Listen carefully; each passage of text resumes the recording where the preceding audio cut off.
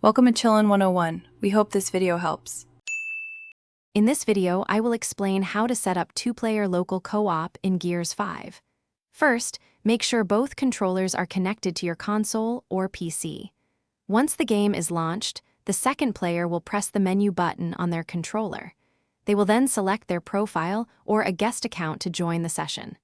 This simple process gets you ready for shared action. The main story of Gears 5 is fully playable with two players on one screen. After launching the game, select Campaign and either start a new game or load an existing save. Player 1 will typically control Kite, while Player 2 can join as Del or the support robot, Jack. This allows you both to immerse yourselves in the narrative and tackle challenges together. Beyond the campaign, Gears 5 offers more cooperative experiences for two players. The fast-paced escape mode lets you and a friend work together to infiltrate and escape enemy hives.